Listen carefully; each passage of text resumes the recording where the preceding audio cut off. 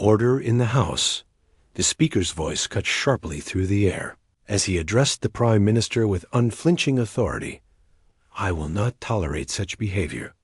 If you want to go out now. But if you stand again, I'll have you removed.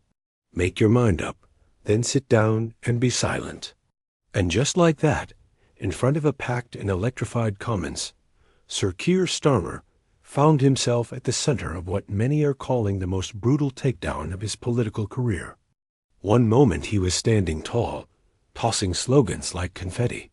The next, he was cornered, exposed, and reduced to recycled talking points. No policy, no plan, no leadership. Just awkward stammering before a stunned Parliament and a restless public. What began as a routine Prime Minister's questions quickly turned into a demolition site, with Starmer as the wreckage. He had entered the chamber looking like a man on a mission head. High, papers in hand intent on reclaiming momentum after weeks of pressure over rising taxes, inflation, and growing economic unease. Rumors of internal party fractures were swirling, the public's patience was thinning, and his honeymoon phase in office was long over. But what awaited him was a firestorm he clearly hadn't anticipated. From the very start, the Speaker's tone was sharper than usual, and tensions simmered before. The first exchange. Then, in a move that caught many off guard, the first challenge came not from the opposition, but from the Speaker himself. Direct answers, Prime Minister. No slogans, no spin. It was more than a procedural reminder, it was a warning. Yet Starmer plowed ahead with his script, touting GDP growth, trade deals, and investment statistics that might impress on paper, but rang hollow to a country struggling with high bills, collapsing small businesses, and creeping inflation. The real blow came from Badner, one of his fiercest critics. With calm precision, she asked, Prime Minister, can you tell this House exactly what you consider a modest income in Britain today? It was simple, direct, and devastating, the kind of question a real leader should answer. Without hesitation, Starmer blinked, froze, and let the silence hang in the air. Instead of offering a figure, he drifted into a vague monologue about hard-working people, prompting the Speaker to interrupt again. Prime Minister, answer the question directly. The chamber gasped. The leader of the government, publicly scolded like a schoolboy. Starmer fumbled on, speaking of fairness and national values. But Badner pressed harder. You don't know what a modest income is? Do you, Prime Minister? Or are you simply too scared to say it? The chamber knew the answer either way, and it wasn't flattering. His attempts to pivot by blaming the previous government fell flat. This wasn't about the past. It was about right now. And in that moment, Starmer had shown the nation that he had no real answers. But the onslaught didn't end there. Badner dismantled what remained of his credibility, turning a single question into a withering critique of Labour's entire economic approach. Starmer stood visibly rattled, the cracks in his composure widening as MPs leaned forward, sensing weakness. The atmosphere shifted from tense debate to political feeding frenzy. After all, a Prime Minister who can't answer a basic question on income is a Prime Minister standing on the edge. In an attempt to claw back control, Starmer hurled out impressive-sounding figures. £120 billion invested, an increase in the national living wage, an expansion of free childcare. But the delivery betrayed him. It wasn't confidence. It was desperation, facts flung like planks to build a bridge midder while already falling. Badner sensed the weakness and struck again, sharp and relentless. Mr. Speaker, she said, he keeps throwing out numbers with no context. Let's be clear. Inflation is up, borrowing is up, unemployment is rising, and taxes are crushing. He calls it investment. We call it chaos. Then came the real sting. Kem, holding up a Treasury report, Labour's own forecast on tax strategy, didn't read a word. She simply looked Starmer in the eye and asked, Is it true, Prime Minister? That you plan to raise taxes on self-employed workers after November's budget? Yes or no? The air in the chamber tightened. This wasn't speculation or political theater. It was a direct allegation, backed by documented evidence. Starmer's answer was a stammering deflection about fairness and stability before the Speaker cut him off. Answer the question, Prime Minister. Are self-employed workers facing tax increases under your government? Silence. And in that pause, the damage was done. Badner pressed the blade deeper. If the Prime Minister cannot confirm that millions of small business owners won't be hit with higher taxes, then let the record show he is either hiding the truth or preparing to break yet another promise. The benches erupted, cheers, outrage. Starmer flushed, caught in a lose-lose trap. Deny it and risk being called a liar when the budget dropped, or confirm it and face immediate backlash. The Speaker's cold verdict sealed it. The House demands clarity, not choreography. In that moment, Starmer's political armor cracked. Gone was the image of the composed leader. In its place stood a man visibly spiraling under the spotlight. Badner capitalized, cutting with precision. We don't need more slogans, Prime Minister. We need leadership. You promised honesty, yet when asked about a modest income, you dodged. When asked about taxes on the self-employed, you deflected. If this is transparency, Britain deserves better. Starmer's attempted recovery, blaming Tory years, the global economy, and Brexit aftershocks, landed with a thud. The chamber had moved on. The public watching at home had seen enough. Then came the most humiliating twist. Fumbling through his notes, he misattributed a line to the OBR, only for the Speaker to correct him. It was from the IFS. The room erupted again. Even his backup facts were wrong. It was a slow-motion political collapse. Every slip magnified. Leadership, after all, isn't proven in calm waters, but in a storm. And on that day Starmer showed not resilience, but fragility, political, intellectual, and moral. He hadn't come to answer the hard questions. He'd come to perform. And when the performance failed, there was nothing underneath. The worst part? The session wasn't even over. As the hush settled, one thing was certain. Starmer no longer controlled the debate, the room, or the narrative already escaping his grasp. Starmer's authority, polish, and carefully cultivated credibility were unraveling in real time, not through scandal, protest, or party rebellion, but through something far more devastating, the plain question plainly refused. What began as a parliamentary session quickly became a televised dissection of his leadership, policies, and perhaps even his political future. A stinging correction from the Speaker after he misquoted a major financial body in a high-stakes exchange exposed not just a lapse in memory, but a deeper weakness in preparation, competence, and focus.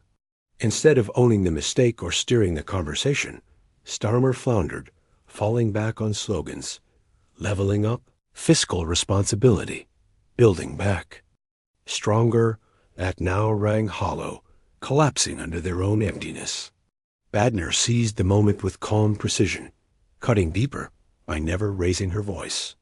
Prime Minister, she said, you misquote institutions, dodge basic definitions of income, and refuse to clarify your own Chancellor's tax plans. If this is the new era of leadership, we've simply traded one set of slogans for another.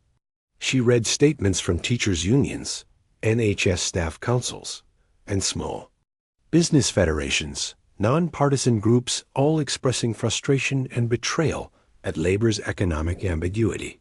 These, she said flatly, are the people you claim to represent. And now they question whether you represent anyone but yourself. Starmer's attempt to pivot to patriotism, I will always speak up for Britain, was met with Badner's cool rebuke. No one is talking the country down, Prime Minister. We're talking you down. And for good reason. What followed was a desperate scramble accusations of fear-mongering, Tory fiscal cliffs, media distortion, even jabs at her party's austerity record, but the damage was done. Then Badner drove the point home with human stories. A family-run bakery in Doncaster shuddered under tripled energy bills. A Kent electrician paying more in taxes than he earned in profit. "Are these the working people you speak of?" she asked. "If so, why are they worse off under your government than before it?" She sat down without theatrics, her words a quiet dagger. As the chamber fell silent, it was clear Starmer had lost control, not just of the debate or the room, but of the narrative itself, now spiraling far beyond his reach. In preparation, in competence and focus, Starmer faltered. Rather than own his mistakes or redirect effectively, he fell back on phrases that had long lost their meaning: leveling up, fiscal responsibility, building back stronger. Once rallying cries, now crutches collapsing beneath him. Badner seized the moment with surgical precision, never raising her voice, cutting deepest with calm composure. "Prime Minister," she began, "you're quoting the wrong institutions, dodging basic definitions of income, and refusing to confirm or deny your Chancellor's tax intentions. If this is the new era of leadership, then we've merely traded slogans for smoother slogans." She then produced statements from teachers' unions, NHS staff councils, and small business federations, none partisan, all expressing confusion, frustration, and betrayal over labor's economic ambiguity. "These are the people you claim to represent," she said flatly, "and now they're questioning whether you represent anyone but yourself." Starmer's response, a tired appeal to patriotism, fell flat. "We're doing what's right for Britain," he said, but the chamber wasn't buying it, and neither was the public. Badner delivered the final blow. "Prime Minister, no one is talking the country down. We're talking you down, and for good reason." The moment echoed beyond Parliament. Flustered, Starmer lashed out, accusing Badner of fear-mongering, blaming the Tories for a fiscal cliff, even taking a jab at her party's history with austerity. But the damage was done, especially when Badner shifted from statistics to human stories. A family-run bakery in Doncaster, closing due to tripled energy bills. A self-employed electrician in Kent, paying more in taxes than earning in profit. "Are these the working people you speak of?" she asked. "Because if they are, why are they worse off under your government than before?" Starmer's only answer, a forced smirk, and "we're taking steps in the right direction," rang hollow. Then came a rare rebuke from the speaker. "Prime Minister, in this chamber, we do not answer questions with slogans. This is Parliament, not a press conference." The benches erupted in laughter and shock. It was more than a bad day. It was a public correction from the chair meant to ensure balance, not pass judgment.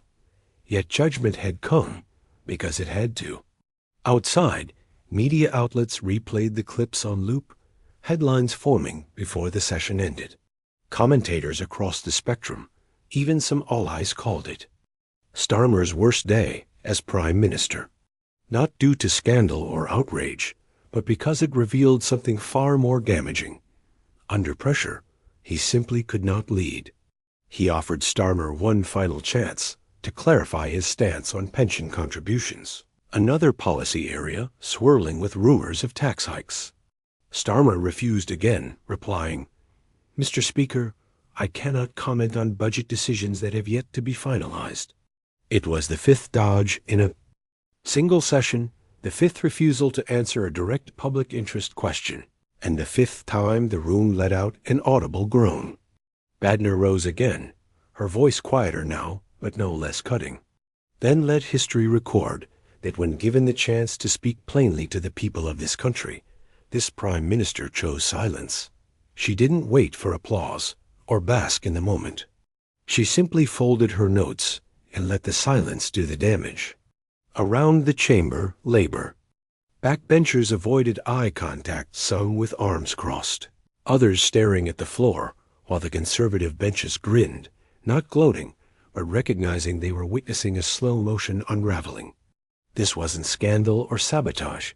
It was a prime minister undone by nothing more than a few honest questions and a crippling inability to answer them. Millions at home saw it all. Millions more replayed it on headlines, clips, and social feeds. In those moments, Starmer lost not just the debate, but the carefully crafted image of calm, competent professionalism that had set him apart from chaos. That illusion died on the floor of the Commons, killed by a modest question and an even more telling silence. As he left the chamber, eyes down, lips tight, hands clenched, the damage control machine roared into life. Advisers swarmed, spokespeople drafted statements, MPs rehearsed talking points. But the truth was, it was already too late. This wasn't a bad exchange, it was a political implosion. Within hours, the footage went viral. Headlines read, "Star-stunned, PMQ meltdown, Badner crushes." Memes mocked him as a malfunctioning robot. Hashtags like #modest income meltdown and #budget dodger trended for hours. Even loyal Labour voters, especially younger ones, began to question whether he stood for anything at all. Inside Labour HQ, panic set in. MPs grew reluctant to defend him on air, and local party chairs reported floods of angry emails from constituents. One MP told a journalist bluntly, "We sold the country an image, not a leader. Now the image has cracked." The blow landed hardest when a respected political columnist published a damning verdict. Starmer hadn't just lost a debate, he'd lost the illusion. The illusion of clarity, the illusion of conviction, and perhaps most fatally, the illusion of control. That article crossed political lines, shared by both critics and supporters. The consensus was unavoidable. This was not a man ready to lead under pressure. The PMQ's session revealed more than Starmer's tendency to dodge hard questions. It revealed why he dodges them. Because the answers aren't merely awkward, they're dangerous. His leadership had been built on ambiguity, promising everything to everyone. But ambiguity, as history proves, always shatters under pressure. Badner delivered his pressure with the precision of a surgeon, no shouting, no rage, just cold, uncheckable facts and questions no genuine leader should fear. Starmer flinched at every one of them. But the real catastrophe came afterward, his complete refusal to clarify anything. There was no press conference, no off-the-cuff statement, not even a tweet. For 24 hours, Downing Street went silent, and the quiet was deafening. When a leader vanishes after a public breakdown, the message is unmistakable. They have nothing to say, and worse, no idea what to do. Cabinet whispers soon followed. Anonymous briefings leaked to friendly journalists claimed he was unprepared, blindsided, that the Chancellor had gone rogue on tax plans. But behind the scenes, the truth was uglier. There wasn't just a messaging problem. The policy itself didn't exist. Key definitions, like what constituted modest income, hadn't even been finalized. Labour's economic policy on tax, income, and pensions was still being cobbled together like a student cramming the night before an exam. And when that curtain was pulled back in Parliament, there was no wizard, just a man with a stack of cue cards, praying no one noticed. But they noticed. The opposition pounced. Headlines branded it Starmer's glass jaw moment. Nigel Farage called it a masterclass in parliamentary defeat. While conservative commentators were merciless, he stood for nothing, said nothing, and confirmed nothing. The fallout was swift. Business groups demanded specifics. Small enterprise unions wrote open letters. Even financial analysts warned that market confidence could falter if Labour hid behind slogans instead of hard numbers. The man who had promised transparency and honesty now looked like the embodiment of political evasion. Old clips resurfaced Starmer, pledging in 2021 that no hard-working Briton would face higher taxes under Labour. In 2022, vowing to protect the self-employed. In 2024, insisting income categories would be defined with precision, not politics. Yet, under the spotlight, faced with the very questions he had vowed to answer, he froze. This wasn't just poor optics, it was a betrayal. And people remembered. He had dodged on rail strikes, flip-flopped on tuition fees, backtracked on housing, and now was running from tax definitions. The narrative was set. Keir Starmer wasn't a man of answers. He was a man of rehearsed evasions. And Badner, calm and surgical, had just handed the country the proof it needed. In recent days, headlines have been dominated by speculation, with dozens of op-eds suggesting the possibility of a leadership challenge. Labour MPs have remained unavailable for comment, the Chancellor has kept silent, and the political damage appears total. Yet, amid the noise, one moment cut deeper than all the rest, a single simple question. Prime Minister, what is a modest income in this country? Those 7 words sliced through months of spin, PR, and carefully staged press conferences, becoming not just a moment of embarrassment, but a moment of truth. In that instant, the Prime Minister wasn't merely avoiding giving a number, he was sidestepping accountability. And a leader who evades accountability cannot truly lead a nation. Now, the government is scrambling, the public is angry, and whispers are growing louder within the party. Meanwhile, Keir Starmer remains silent, still searching for the perfect script. Undo the damage a single question inflicted. But it is too late. The illusion has shattered, the mask has fallen, and Britain has glimpsed what lies beneath. So the question now shifts to the public. How long can a Prime Minister survive on slogans? How long can a leader hide from the people he claims to serve? Is this the Britain voters envisioned, or is it time for truth to take the stage?